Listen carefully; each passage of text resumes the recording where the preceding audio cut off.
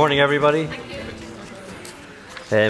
Just want to pick up on a couple of things, and while I'm doing that, I want to introduce Esther on the couch, Steve, Jay, and Emily, please.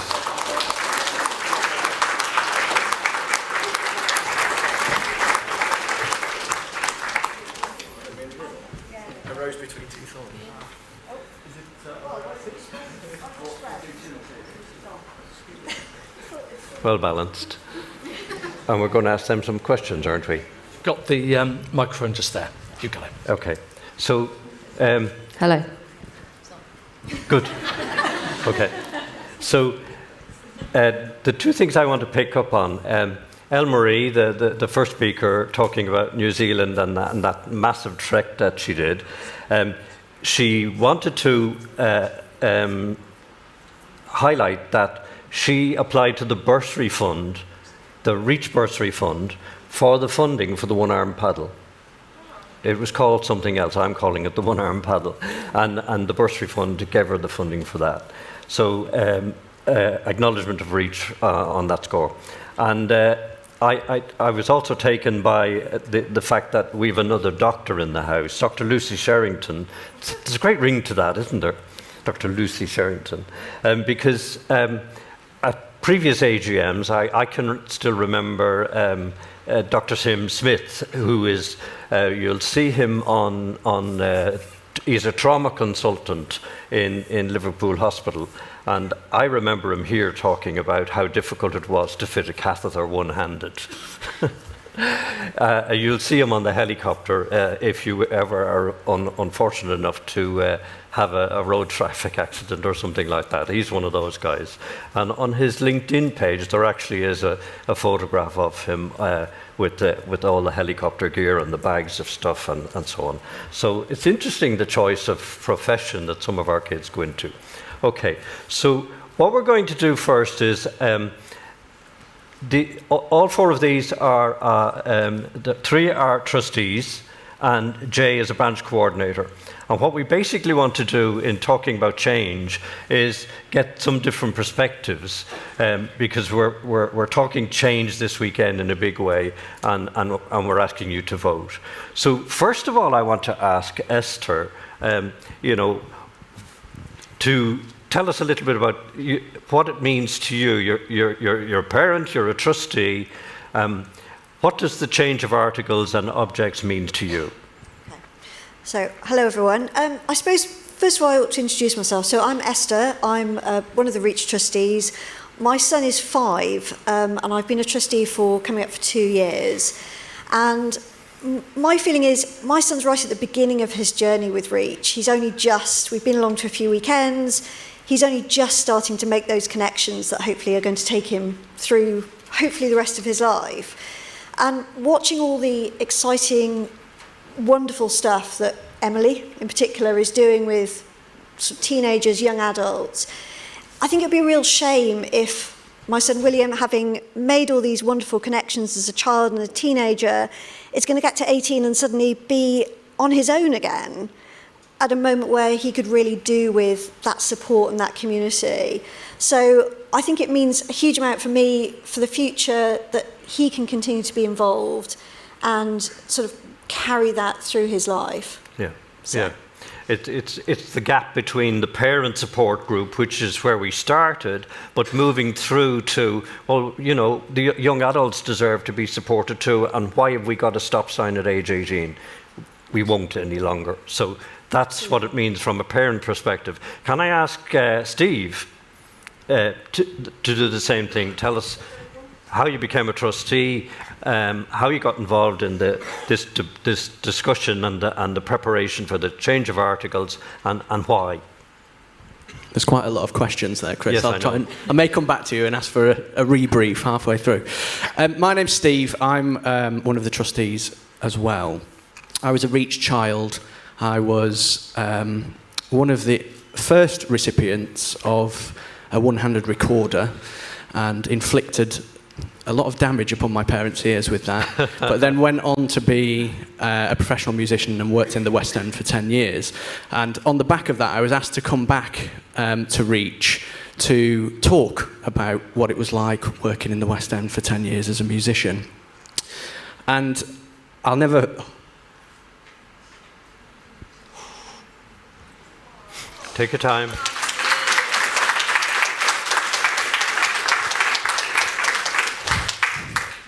It's funny, I was saying last night how we're amongst friends, and it's really hard sometimes to talk, isn't it, when it's so personal to you. But the love that's in this room is phenomenal. Yes.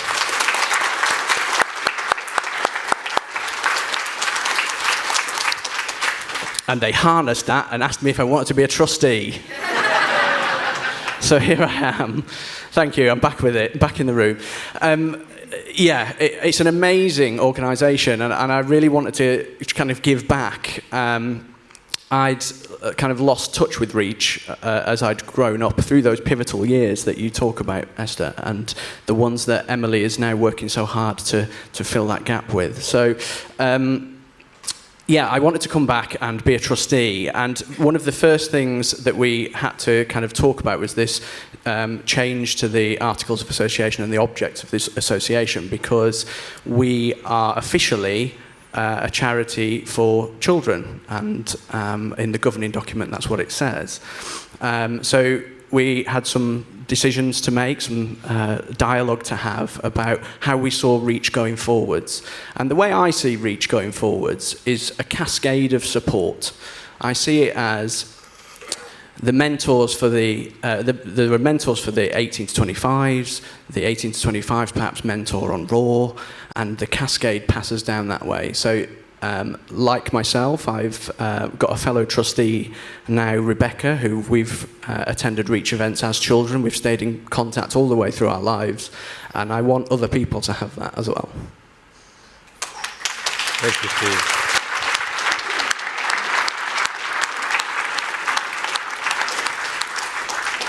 Give it back to Jay for a second. Thank you, Steve. Steve encapsulates there, in a way, the bond that the children achieve with each other, not just through the annual family weekend, but also through the Reach Activity Week. And I can remember the very earliest Reach Activity Weeks where, I'm going to sound like a dinosaur now, the kids exchanged Bebo references. Does anyone remember Bebo? Now we have Facebook and Instagram and so on. So they all wanted, they had such a bond in that week that they all wanted to keep in touch with each other. And if you look over here, there's a load of young people sitting because they're so interested in this change that has to take place. I'm going to ask Jay to encapsulate the same thing, that a parent, also a branch coordinator, and why this change to the articles and the objects means so much. For those of people that I don't know, my name's Jay. I'm regional coordinator for Reach East Anglia, and with Nadib sitting over there. So I'm also a Reach parent. So my daughter Ayin is 9 years old, and just a few years after I sort of start to process the my Ayin's condition, and so I found Reach, and I sort of ever since I become a member, and then I fully appreciate all the support, all the love I've got from the community. I can't really be thankful enough for that, and that's why I sort of wanted to become a coordinator, and then sort of ever since I joined these lovely people. So to me as a parent, and then the regional coordinator, it's the broadening the horizon. I mean, broadening the sort of the reach in itself, reach to embrace young adults and grown-up members of Reach family is actually a step right in the direction. So because I can see it as a continuous sort of a momentum. And then every time I sort of want to inspire, my daughter and then my daughter's friends and then the young people, it's incredibly sort of important sort of aspect of in life, that because you can get an inspiration from young adults. So the previous event that we did at Deptford Forest, we were fortunate enough to have adult Reach member joined us, and it actually make a very big difference. And that actually, I think, it proved to be a very strong evidence that we are considering the right thing to do. Yeah. Excellent.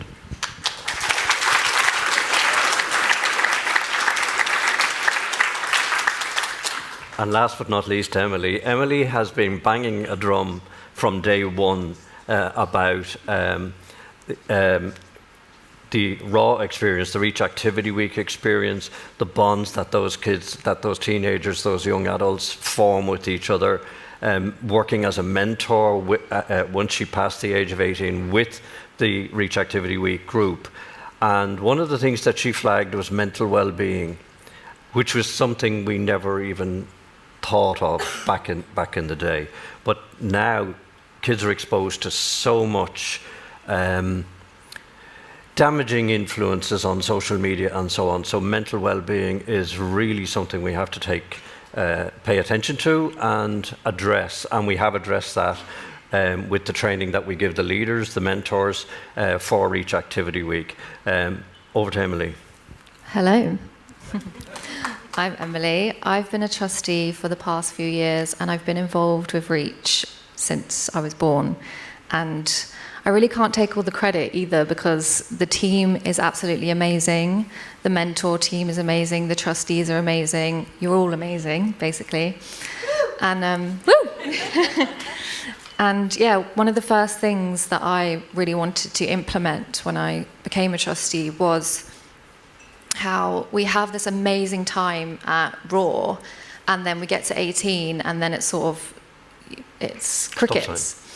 And so that was the whole premise behind the 18 to 25 project, because I believe that that's still a really important developmental stage of life. You're going from your hometown and your family out and your school out into university, where you meet loads of new people, or a new job where you meet loads of new people. And yeah, the challenges that you face from that ages and beyond as well. We all need that support, and mental health is so important. One of the things, and I don't want to cry as well, because one of the things that you realise when you grow up with one hand, that you can do so much, and it's not usually what you can't do, it's how other people treat you. And that can be really damaging to your mental health. And so I think we all need to start talking about that. And I'm glad that we are now. Yeah.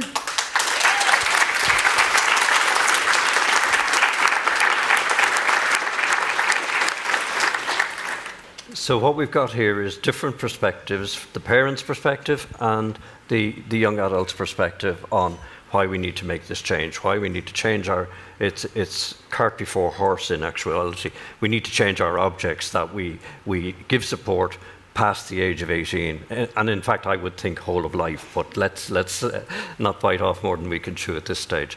But in order to change the objects, we first have to change the articles. The articles are outdated. The articles were based on company law, whereas now, since 2006, we have the Charities Act, and we have a body of legal experience in charities law solicitors, and they have rewritten the articles for charities. And we're not the only ones embracing this. We have to embrace it now as well, and be up to speed with all of the other charities as well. So that's very much what today is about.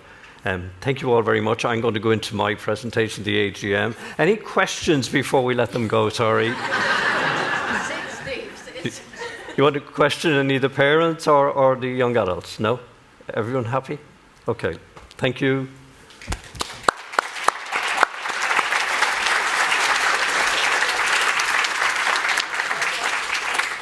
Yep.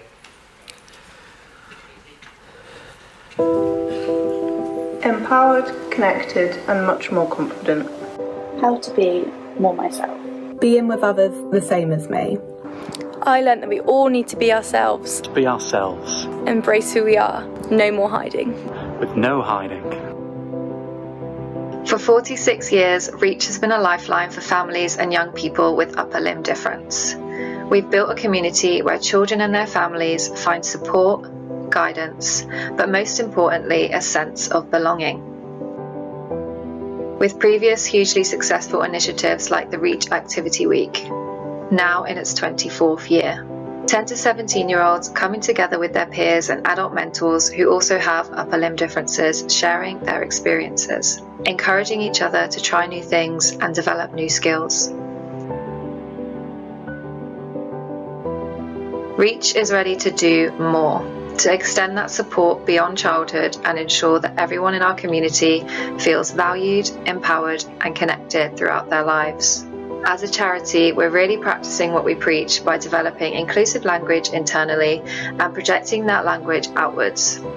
We strive to be the language changers within the wider community. That's why we're looking to launch Reaching Out, a project that expands our mission to include lifelong support for individuals with upper limb difference. We're not just going to focus on childhood anymore, we're looking to build a community that supports people at every stage of life. Reaching Out is all about empowering everyone in our community. For parents and carers, it's about gaining new insights from young adults with an upper limb difference, understanding their perspectives and making informed choices. For teenagers, it's about finding role models and support as they navigate the tricky transition into adulthood. And for young adults, those 18 to 25, this project puts them at the centre. They'll have a genuine stake in shaping the future of Reach, leading initiatives and driving change, both within our charity and in the wider community. We're expanding our reach, literally. With a professional social media manager on board, we're creating spaces online where young adults can lead conversations, share their stories, and raise awareness. We're investing in getting social media right, and it's already paying off. We had 263,000 impressions on Instagram between July 2023 and June 2024. Our reach on Facebook last year increased by 370%. We're benefiting from hearing more voices and getting more interaction within our community. We're also looking to launch a podcast developed with our 18 to 25-year-old community, where they can host and discuss the issues that matter most to them. And it doesn't stop there. We're reimagining Within Reach, our magazine, with the help of young people who will write, design, and format content. This new iteration will be more accessible, environmentally friendly, and will reach a wider audience than ever before. But Reaching Out is about more than just new programs. It's about enhancing our community. We're transitioning from being a parent-led to a people-led organisation, driven by those with lived experience of upper limb difference. This transition ensures that our support reflects the real needs of our members, from birth right through to adulthood. A feeling of togetherness is so important. Through branch activities like meetups or local WhatsApp groups all over the country, run by our amazing volunteers, we're already bringing families closer. Our goal is to widen the variety of events that we can offer and the audience we aim for. Reach has always been adapting to the ever-changing needs of the community with new projects and resources. Information where new medical advancements are made, the launch of social media, evolving the annual general meeting into a full weekend that families can share, and the Reach Activity Week. Everything has come from the needs and demands of the membership, and now we're hearing so much feedback from the older members. It's time for us to step up and support the next generation. We've had little nudges and hints with factors like the pandemic and cost of living crisis, opening our eyes as to how we can still provide that feeling of community online and by publishing media. This is the next step. Through mentorship programs, training pathways, and leadership opportunities, Reaching Out is creating a full circle model. Those who benefit from our programs today could feel empowered to help shape the future of the charity and become the mentors, leaders, and advocates of tomorrow. Join us in making a lasting impact. Help us reach out. We're giving young people the time and space to practice making change, to challenge discrimination, and to build the confidence and resilience they need to take these invaluable skills into the world. And they'll do it knowing that they're never alone, always supported by a community that believes in them. This is our vision with Reaching Out. A community where everyone feels seen, heard, and empowered to make a difference together.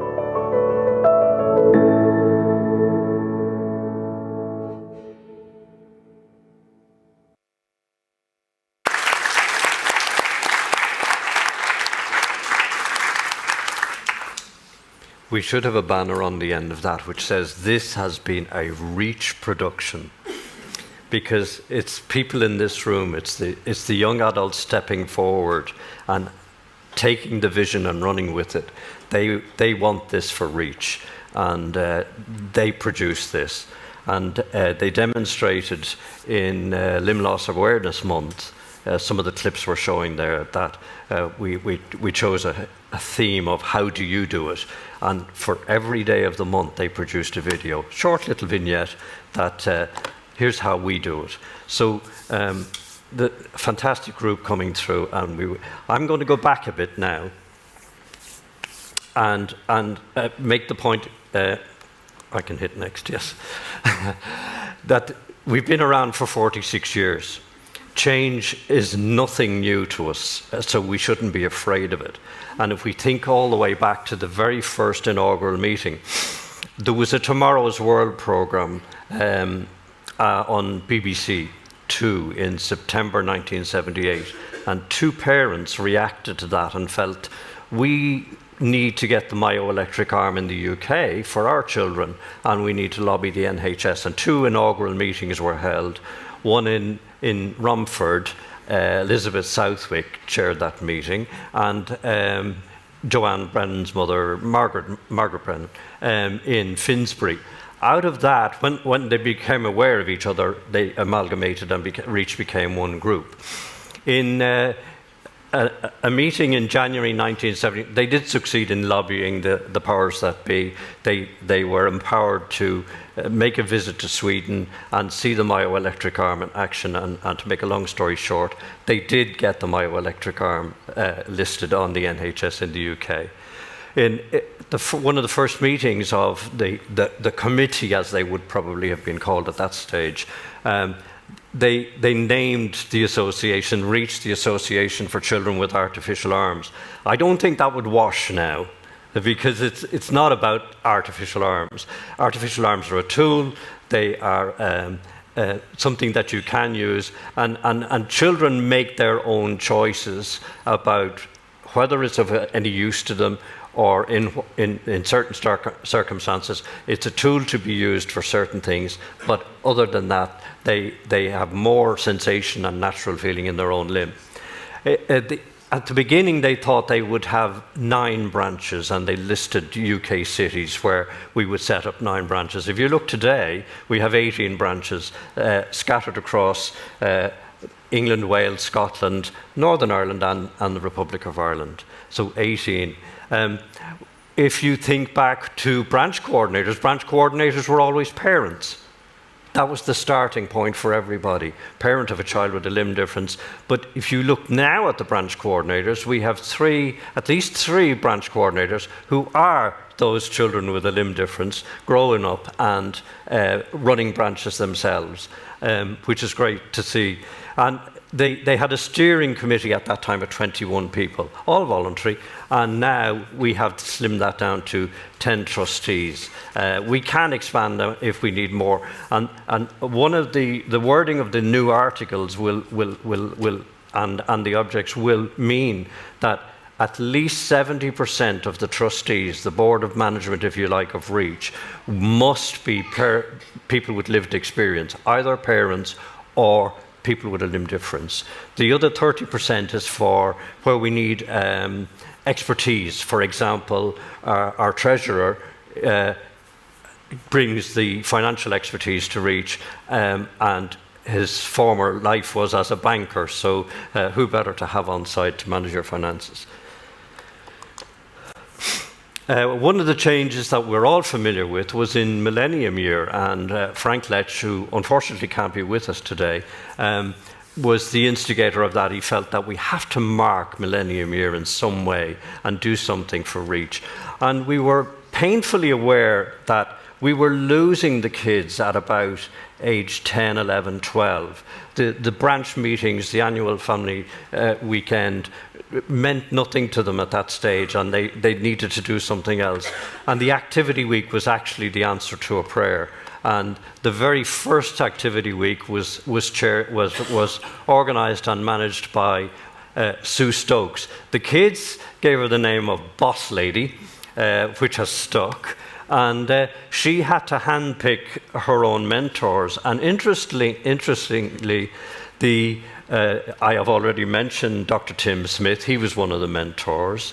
The lady who, Bill Basford's daughter, Bill Basford spoke to us last year, Alice Basford, who was training to be a pharmacist at that stage, now has a family of her own. She was one of the mentors. And the lady who took over from Sue, when she passed in 2012, Claire Herman was one of those first mentors. And the mentors are specially trained. They have to be over 18, and they have to be specially trained how to work with a group of teenagers and help them to do the activities. And it has been an astonishing success. The REACH board, the trustee board, was always made up of parents. Now, as you've seen, the trustee board is made up of parents and some of the young adults. So this change is already taking place. We can't stop it. The annual general meeting, which used to be a town hall or a school hall and an afternoon to go through the chairman's report, the treasurer's report, and here's what we've done this year. It became an annual family weekend in 1999, and Elaine Clark did the first annual weekend in Glasgow. The newest form of communication, obviously, in REACH is the social media. And that has been such a success. We made some mistakes along the way because we left it wide open, but now we have bespoke, closed Facebook and WhatsApp groups where parents can safely and securely communicate with other people and get answers to their problems and so on, and issues that arise. So here's where we are now. We need to change our Articles of Association, which basically is a constitutional document for a charity. But the old Articles of Association were based on the company's model, company's law. And we are not a for-profit entity, as is any charity. That has changed over time with the Charities Act in 2006 and with the expertise of charities law lawyers. So that's what we're doing. We're embracing a model set of articles tailored to our needs with the expertise of the charities law people, Charities Law Association. We want to change the objects from stopping at support for children up to the age of 18 to beyond 18. In fact, we're not putting an upper age limit on it at all. We're talking about young adults at the moment, but I foresee that extending to whole of life. And that makes sense, doesn't it? That is also bringing up issues like that get mentioned about mental health, which we were oblivious to, and now we're taking that on board. And Emily in particular has been flagging that with us, as has Claire Herman. And some of the language that we use, like for example, in Articles of Association, when you're looking for a vote, or when you're in a meeting and you're looking for a vote, things like a show of hands, or to deliver things by hand. We've been sensitive to some of the language that gets used in official documents, and we're changing that. And we've already put, the young people are pushing ahead before we can even make the changes. And a very good example of that was the 18 to 25s retreat. We did it as a pilot program. We got funding for it. And Emily organised and ran that. And the feedback on that was amazing, was absolutely amazing. The bond that these young adults had formed at the REACH Activity Week between the ages of 18 and 25, or up to the age of 18, that bond still existed, and they want that to continue. They want to have the support of their peers. So that's where we're going, and the 18 to 25s almost proves that to us, if we had any doubts at all. And what you're seeing is the expansion of the organisation to meet future needs. We can't stand still. We can't stay stuck in the past. We have to move forward. And that video, that film that you've just seen, was put together by the Reaching Out Communications Group, which is an initiative all all of their own. They got together. They are a working group, and they're communicating using online media. We don't actually have to have a physical meeting anymore, so we can use online media. And all of the ideas encapsulated in that film have come from them. And I think it's absolutely fantastic. I hope you do too. One of the things we will be talking about is certainly decentralization. It is a fact that about 10% of our members actually get to attend an annual family weekend. That's a function of geography and expense. So not everybody gets to attend. And similarly with Reach Activity Week, not all of the kids get to go to a Reach Activity Week because it's expensive. Now we help out in any way that we can with bursaries, but for some people it's too far. The solution to that would appear to be, let's decentralize, let's localize. And some of the branches are already responding to this by collaborating with branches beside them. So you could have 2 branches or 3 branches and an activity centre somewhere in there, in their region, and they could hold a Reach Activity Week. So increasingly this is something we want to talk about, because it makes it available to more people throughout the country. Reach on the Beach was a response to that, and it was Melissa and Shan that did that in Swansea.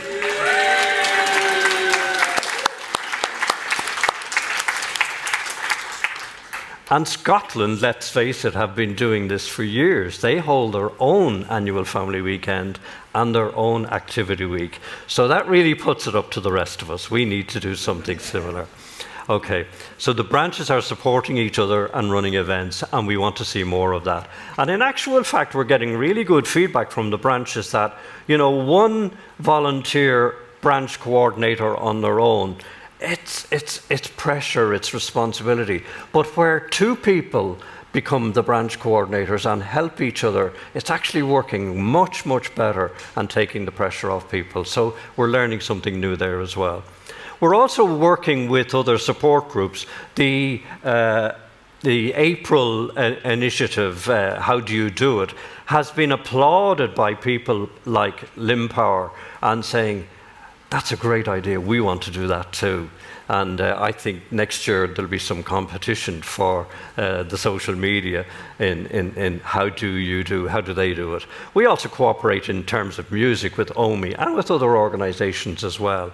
Paralympics, Reach has successively over years had representation at the Paralympics, and which is great. That's our kids getting out there doing it and showing people what they can do.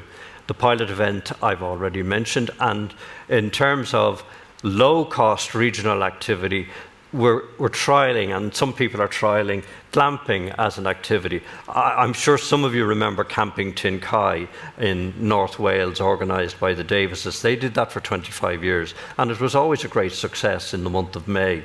And they've retired now, and we need an alternative activity for that, and it's probably going to be something like glamping. So here we are, summarised. We're changing from company law model to a charities law model, more appropriate and with a body of experience from the Charities Law Association and the solicitors. From the support of children just up to the age of 18 and then a stop sign, we want to remove the stop sign and make it lifelong support. I would think that would be the ultimate goal, to children in the first instance, because that's how they become part of Reach, and then adults with a limb difference. So today's the day. We're going to ask you to take action. We're going to ask you to vote. You'll have a green paddle for yes and a red paddle for no, and if it's tight, we will collect the paddles and do a count. Before we do that, can I ask you if you have any questions?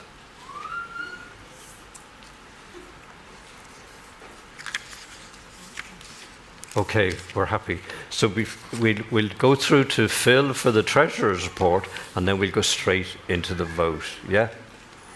No questions?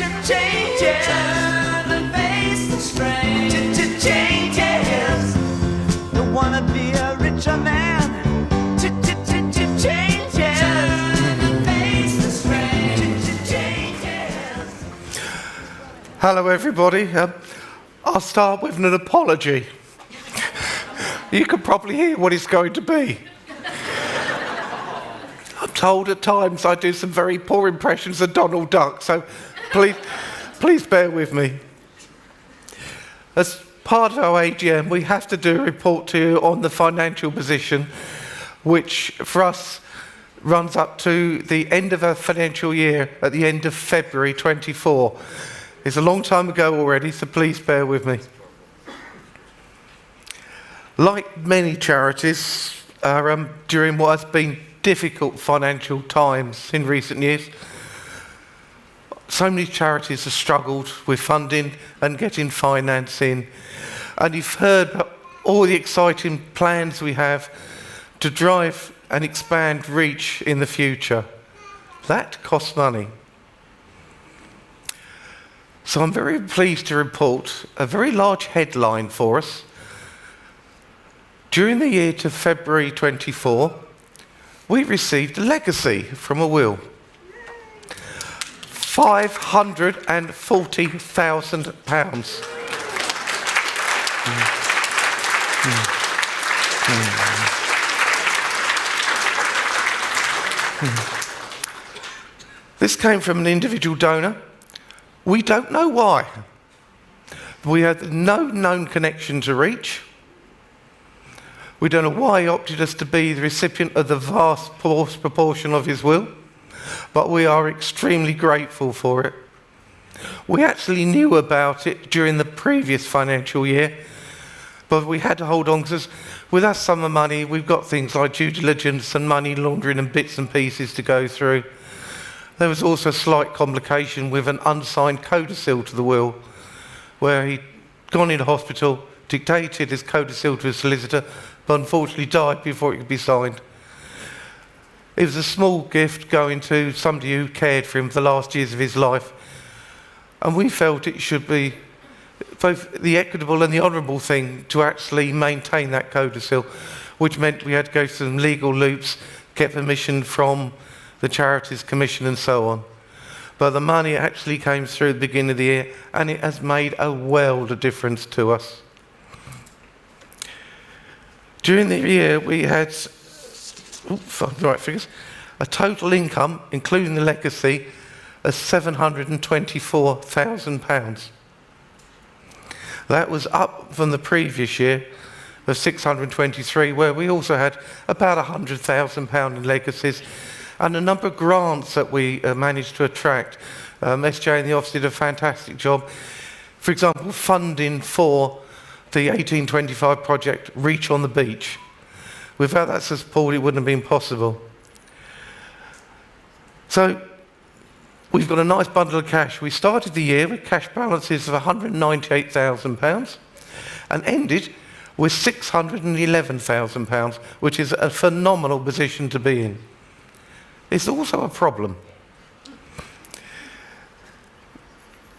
SJ has been applying for a number of grants to a number of organisations looking to fund the specific activities like the regional weekends, the 1825 project. And the feedback that's coming back from these grant bodies she's applying to is, wow, we love what you are doing. This is exactly the sort of thing we want to fund. But we can't do it while you've got so much money. So it's a bit of a conundrum that the trustees have been dealing with. What do we do with this money? We can spend it, and once it's gone, apply for grants, and if we don't get them, cut back activities. Or we can save it, take some income off of it. We won't get the grants, and we won't be able to run the activities. So what we're actually doing is a balance between the two. We are going to spend the money, not immediately, it's over the next few years we will do it, to expand all these new activities that are going on. But spending it, then we can go back to these grant bodies who have indicated they are very willing to hear from us in the future. So part of the money we put onto sort of short and medium term deposits, so it's earning the maximum interest in the short term, and then we will spend it over a period of time. Okay. If we look at the actual money that came in, the money that went out, our total costs during the year were £330,000, which balanced against our income is pretty nice. But if we take that grant out, we had a net deficit for the year of £156,000. We knew that was going to happen, and we'd planned for it. During the COVID period, when not a lot happened, we did receive grants and donations, and some money built up, and we had planned to spend that, and that's what we've done.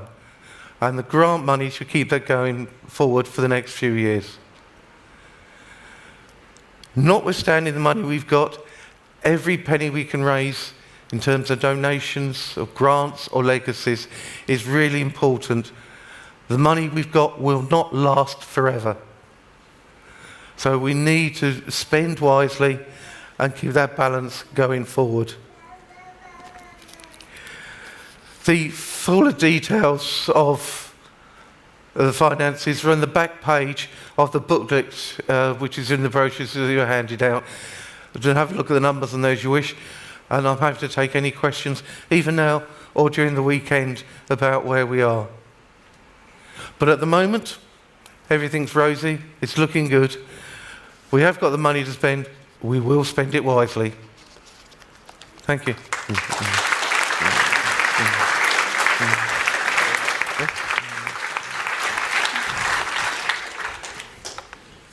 Do any of you guys want to come over on the seats? No? Quite happy slumming it? Okay, okay. Just to look back at what the Treasurer has been saying, what Phil has been saying, the legacy was a one-off, a really exceptional event. So we must be prudent in terms of our spending, that our income matches our spending. We are spending the legacy in terms of expansion. When that's gone, our donations, our income must match that. So we're not taking the eye off the ball. We're not saying we don't need donations. Yes, we do. 80% of Reach's income comes from donations. So it is really important that we don't lose sight of that in order to keep going and to keep expanding the way we are. Okay, it's the moment of truth. You have a resolution put to you at this AGM, and that is that we change the Articles of Association. Everybody has seen them. They've been communicated widely. So I'm going to ask you, and before I do, it's one vote per member. So we don't want a paddle by the husband and the wife. That would be cheating. We would be legally in trouble on that one. So in your pack, you've got 2 paddles. Okay? So those who agree, and we have invigilators, if you want to call them, to do the count around the room. So I'm going to ask you first, those who agree with the motion, and will allow... We've got the lawyer on the line, if you'd like. Okay, okay. If anybody has any questions about the articles, having read them and assessed them, we have our legal advisor on standby, Michelle Price of Gunnar Cook, who took us through this whole process. Let's go to the vote. If you agree that the Articles of Association need to change, let's see a green paddle now, please. Okay.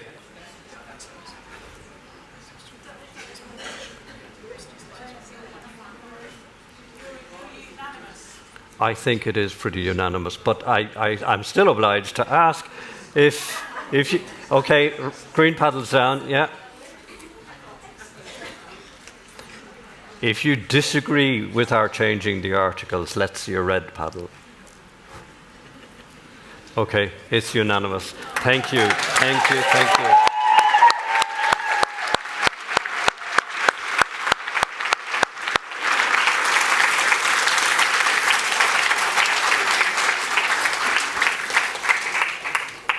Thank you all very much. That really makes this journey that we've been on for the last 2 years worthwhile. believe you me, there's been a lot of work gone into this, but it's all about reach, it's all about the association. We're all either parents or people with a limb difference who've come up through reach. So this is going to make a huge difference to us. Thank you so much. I think it's time for lunch.